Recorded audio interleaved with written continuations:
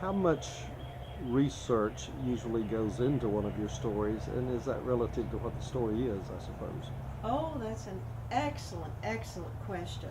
The stories I write as Elaine Hussey are heavily researched because I'm going back into a specific time. With the Sweetest Hallelujah, I did a lot of research into what was happening with with race and all the racial tensions. That was the summer Emmett Till was killed.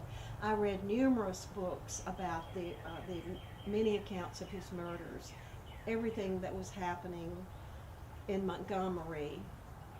Um, I read it not so that I could spill those facts into the book or put them there, but I wanted to get a very real sense of the dangers facing those two women who crossed the racial barrier in order to save a child.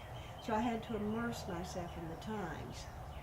The book that's coming out this summer, The Oleander Sisters, I researched 1969 Hurricane Camille. I read all those true stories that came out of that devastating Category 5 hurricane that swept through the Mississippi Gulf Coast.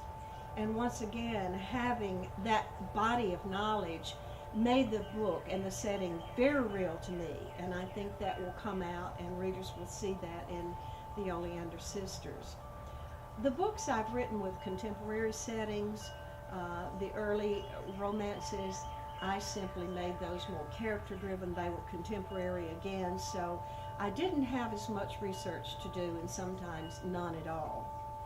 With the Southern Cousins Mysteries, because I'm basing my Elvis Valentine Jones, the sleuthing basset hound, on Elvis Presley, a worldwide icon, I have to be very, very careful to research everything about Elvis.